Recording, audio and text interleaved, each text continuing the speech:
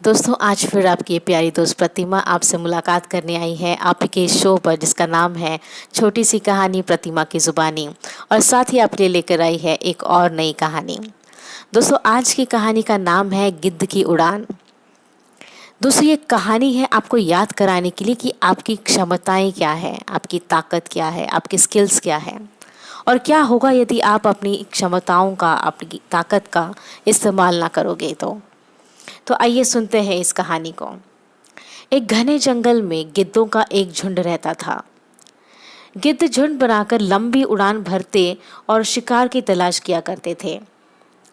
एक बार गिद्धों का झुंड उड़ते उड़ते एक ऐसे टापू पर पहुंच गया जहां पर बहुत ज्यादा मछली और मेंढक खाने को थे। इस टापू पर गिद्धों को रहने के लिए सारी सुविधाएं मौजूद थी। अब तो सारे गिद्ध बड़े खुश हुए। मजे से वो उसी टापू पर रहने लगे। अब ना ही रोज शिकार की तलाश में जाना पड़ता और ना ही कुछ मेहनत करनी पड़ती। दिन रात गिद्ध बिना कोई काम किए मौज करते और आलस्य में पड़े रहते थे। उस झुंड में एक बूढ़ा गिद्ध भी था। बूढ़े गिद्ध को अपने साथियों की ऐसी दशा देखकर बहुत चिंता हुई।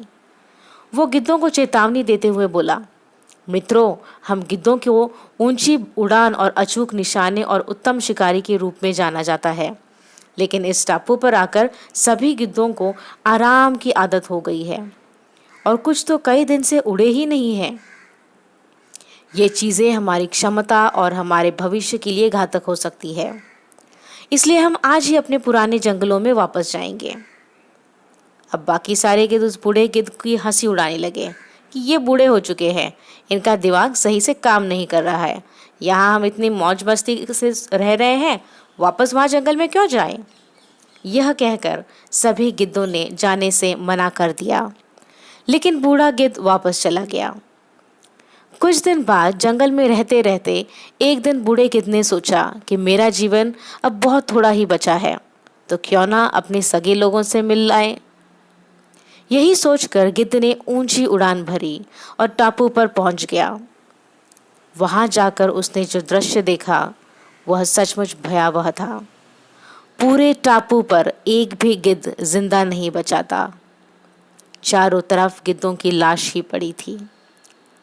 अचानक एक घायल गिद्ध पर नजर पड़ी। उसने बताया कि यहाँ कुछ दिन पहले चीतों का एक झुंड आया।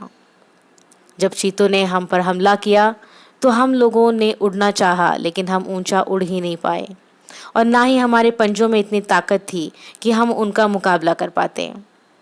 चीतों ने एक एक कर सारे गिद्धों को खत्म कर दिया। बूढ़ा गिद्ध दुखी होता हुआ वापस जंगल की ओर उड़ चला। दोस्तों, हमारे जीवन में भी कुछ ऐसा ही होता है। हम अगर अपनी शक्तियों का लगातार प्रयोग नहीं करेंगे तो हम कमज़ोर पड़ जाते हैं और एक दिन हमारी शक्तियां हमारे काम की ही नहीं रहेगी। अगर आप अपने दिमाग का इस्तेमाल नहीं करते तो अपने दिमाग की क्षमता घटने लगेगी। आप अपने शरीर का उपयोग नहीं करेंगे तो आपकी ताकत घटने लगेगी।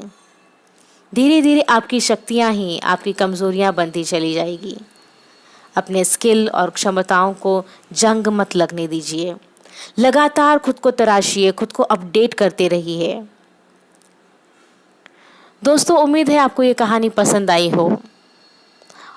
तो अब इस कहानी के साथ ही वक्त हो चला है आपसे इजाज़त लेने का, लेकिन साथ ही आपके दोस्त आपसे वादा करती है कि कल शाम फिर आपसे मुलाकात होगी एक और नई कहानी के साथ आपके इस शो पर, जिसका नाम है छोटी सी कहानी प्रतिमा की ज़ुबानी। तब तक के लिए बाय बाय।